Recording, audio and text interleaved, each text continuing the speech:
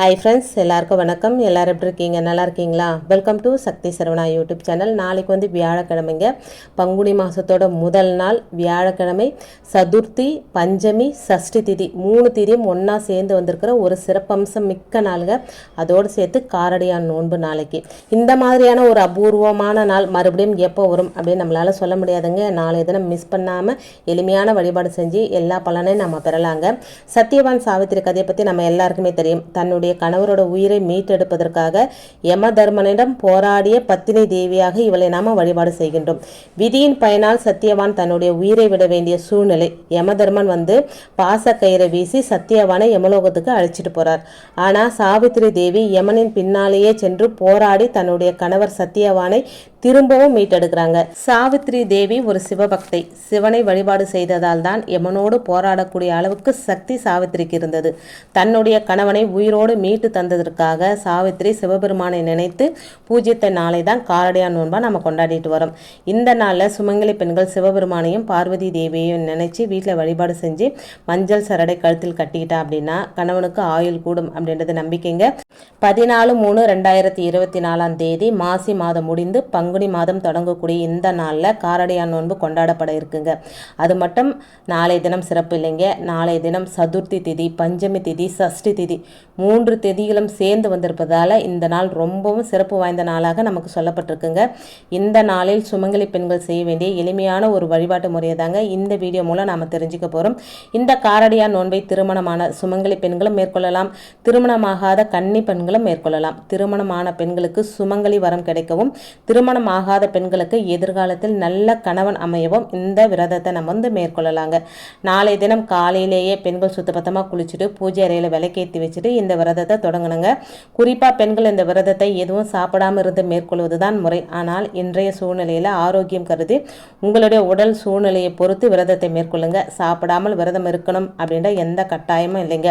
நாளைய தினம் நல்ல நேரத்தில் பூஜை அறையில் விளக்கேற்றி வச்சுட்டு வெத்தலைப்பாக்கு பூ பழம் வச்சு காராமணியால் செய்யப்பட்ட கார அடை, இனிப்பு அடை, வெண்ணையை இறைவனுக்கு நிவேத்தியமாக வச்சு மஞ்சள் சரடை வைத்து சிவபெருமானையும் பார்வதி தேவியும் மனதார நினைத்து வழிபாடு செஞ்சுக்கணுங்க. சாவித்திரி தேவி சிவபெருமானை வழிபாடு செய்யும் போது இந்த பொருட்களை தான் நைவேத்தியமாக வைத்து வழிபட்டால் அப்படின்றது புராணங்களில் வந்து சொல்லப்பட்டிருக்குங்க. வழிபாட்டை முடிச்சுட்டு வீட்டில் இருக்கிற பெண்கள் அந்த சரடை கழுத்தில் கட்டிக்கணும் அப்படின்றது குறிப்பிடத்தக்கதுங்க. இதோடு சேர்த்து நாளைய தினம் சுமங்கலி பெண்களின் கையால் விரலி மஞ்சள், குங்குமம், ஒரு குங்கும சிமிழ் இந்த 3 பொருட்களையும் வாங்கி பூஜை அறையில் வைத்து வழிபாடு செய்து இந்த பொருட்களை தினமும் பயன்படுத்தி வரும்போது கணவன் மனைவிக்குள் ஒற்றுமை அதிகரிக்கும், தீர்க்க சுமங்கலி வரம் கிடைக்கும் அப்படின்றதும் ஒரு நம்பிக்கைங்க. குடும்பத்தில் மங்களம் உருவாகும் என்றதொரு நம்பிக்கையும் நமக்கு சொல்லப்பட்டிருக்குங்க. வாங்கிய குங்கும சிமிழில் குங்குமத்தை போட்டு பூஜை அறையில் அம்பாளுக்கு முன்னாடி வச்சு இந்த வழிபாட்டை மேற்கொள்ளுங்க. அதுக்கப்புறம் அந்த குங்குமத்தை தினமும் உங்கள் கணவரின் நன்மைக்காக நெற்றியில் வந்து இட்டுக்கொள்ளுங்க. நல்லதே நடக்குங்க. இப்போ காரடியான் நோன்பு இருக்கிற பழக்கம் இல்லாதவங்க என்ன செய்யலாம் அப்படின்னா, நம்ம எப்பவும் போல் வழிபாடு செய்வோம் இல்லைங்களா? காமாட்சி அம்மனையே அம்பிகை நினச்சி நம்ம அவங்களுக்கு தீபம் ஏற்றி வச்சுட்டு வெத்தலைப்பாக்கு வாழைப்பழம் வச்சு கூட வழிபாடு செஞ்சுக்கலாங்க. இப்போ நான் அப்படி தான் செய்வேன்.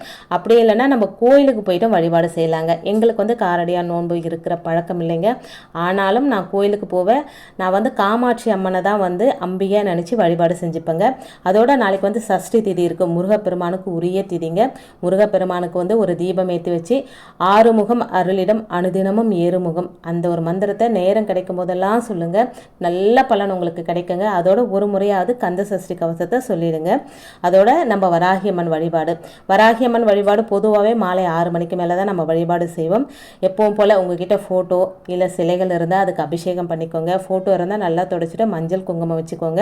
கூப்பிட்ட குரலுக்கு ஓடோடி வரக்கூடிய குழந்தை உள்ளம் கொண்டவள் வாராகி. ஆனால் எல்லாரும் இவளை உக்ர தெய்வம் வீட்டில் வச்சு வழிபட கூடாது அப்படின்னு சொல்றாங்க. அதுக்கு காரணம் என்ன தெரியுமா? வராகிக்கு என்று ஒரு சுபாவம் இருக்குங்க. வராகியோட திருவுருவ படத்தை பூஜை அறையில் வச்சுட்டு அடுத்தவங்களை அழிக்கணும் அப்படின்றதுக்காக வழிபாட்டை நாம எப்பவுமே செய்யக்கூடாதுங்க. அது ரொம்ப ரொம்ப தவறு. அடுத்தவங்களை அழிக்க வேண்டும், எதிரிகள் ஒழிய வேண்டும் அப்படின்னு வராகியிடம் வேண்டுதல் வச்சா அந்த வேண்டுதல் உங்களுக்கு எதிராக திரும்பிடும் அப்படின்னு சொல்லப்பட்டிருக்குங்க.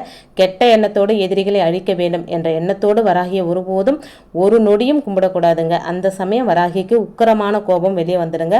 அந்த கோபம் சாதாரணமானது கிடையாதுங்க, ரொம்ப ரொம்ப உக்கிரமானது. அப்படிப்பட்ட தெய்வத்தை வீட்டில் வைத்து வழிபாடு செய்யும்போது நம்ம அறியாமல் சிறு தவறு செய்துவிட்டாலும் அது நம்முடைய குடும்பத்திற்கு பாதிப்புகளை ஏற்படுத்திவிடும் அப்படின்னு புராணங்களில் வந்து சொல்லப்பட்டிருக்குங்க. அதனால தான் வராகியை வீட்டில் வச்சு வழிபாடு செய்யாதீங்க அப்படின்னு சில பேரால் சொல்லப்பட்டிருக்குதுங்க.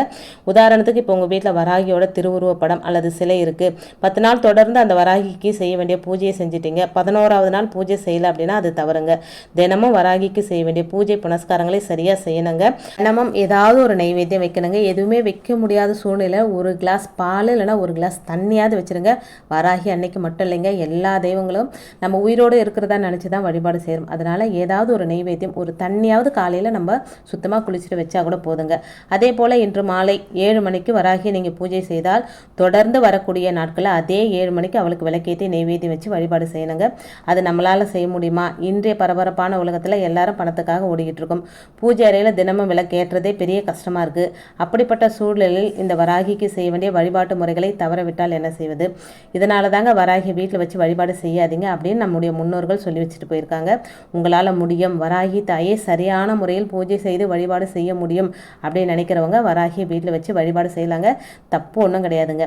வராகியை கும்பிடும்போது எதிரி தொல்லை நீங்க வேண்டும் என்றால் அந்த எதிரியை பற்றி வராகியிடம் சொல்லலாம். அந்த எதிரிடமிருந்து என்னை காப்பாற்று அப்படின்னு வேண்டுதல் வைக்கலாம். அந்த எதிரி அழிந்து போக வேண்டும் அப்படின்ற எண்ணத்தை மட்டும் வராகி தாய் முன் ஒருபோதும் சொல்லாதீங்க. மனிதனுடைய மனசு நிலையானதல்ல. ஒரு நாள் இருப்பது போல அடுத்த நாள் இருக்காதுங்க. ஏதோ ஒரு கோபத்தில் எதிரி பேரை சொல்லி அவங்க அழிந்து போகட்டும் அப்படின்னு தவறுதலாக கூட வராகியை நம்ம கும்பிடக்கூடாதுங்க. சரிங்க, எங்கள் வீட்டில் வராகி திருவுருவப்படம் இல்லை, சிலை இல்லை, ஆனால் எங்களுக்கு அந்த வராகி அருள் ஆசி கிடைக்கணும் அப்படின்னா பூஜை எப்படி செய்கிறது? வழக்கம் போல் 6 மணிக்கு மேலே ஒரு மண் அகல் விளக்கில் நல்லெண்ணெய் ஊற்றி திரி போட்டு விளக்கேற்றிக்கோங்க. அந்த தீப சுடர் தான் வராகி அப்படின்னு மனசார நம்புங்க. ஒரு சின்ன கிணத்துல மாதுளை முத்துக்களை போட்டு பிரசாதமாக வைங்க. அதுக்கப்புறம் பூஜை அறையில் நீங்கள் உட்காந்துட்டு ஓம் வம் வாராகியே நமக அப்படின்ற மந்திரத்தை சொல்லுங்கள். உங்களுடைய வேண்டுதலை அந்த வராகி தாயின் பாதங்களில் இறக்கி வைங்க. அடுத்த நாளே உங்கள் கஷ்டங்கள் நிச்சயம் தீருங்க. அதில் வந்து எந்த மாற்று கருத்தும் கிடையாதுங்க. உங்களுடைய இந்த பூஜை நம்பிக்கையோடு உண்மையாக இருந்தால் வராகியை நினைத்து வீட்டில் வழிபாடு செஞ்சுட்டேன், என் பிரச்சனை இன்னையோடு முடிஞ்சது அப்படின்னு நீங்களே முடிவு கட்டிக்கோங்க. அந்த அளவுக்கு நம்பிக்கை இருக்கணுங்க. அப்போ நிச்சயமாக வராகி உங்களுக்கு ஒரு நல்ல வழியை காட்டி கொடுப்பாங்க. இப்போ சிலை வழிபாடு செய்கிறவங்க அபிஷேகம் கண்டிப்பாக ஒரு 5 அபிஷேகம் பண்ணிக்கோங்க. வராகி அன்னைக்கு ரொம்ப பிடிச்ச மாதுளை முத்துக்கள் அதோட வந்து பானகம் வச்சா கூட போதுங்க. வச்சுட்டு வராகி அன்னை முழுமையாக நம்புங்க. அதாவது வந்து 1% அதில் குறைவு இருந்தாலும் உங்களுடைய வேண்டுதல் எதுவுமே நிறைவேறாதுங்க. அதனால் நம்பிக்கையோடு செய்யுங்க, எல்லாம் நல்லதே நடக்குங்க. இன்னைக்கு வீடியோவில் நான் சொன்ன விஷயங்கள் உங்களுக்கு பிடிச்சிருந்தது அப்படின்னா ப்ளீஸ் சேனலுக்கு சப்ஸ்கிரைப் பண்ணி சப்போர்ட் பண்ணுங்கள். இந்த வீடியோ உங்கள் ஃப்ரெண்ட்ஸ் அண்ட் ஃபேமிலிக்கும் ஷேர் பண்ணி விடுங்க. இன்னொரு எளிமையான ஆன்மீக தகவலோடு உங்களை சந்திக்கிறேன். அது வரைக்கும் நன்றி, வணக்கமும். Take care and bye friends.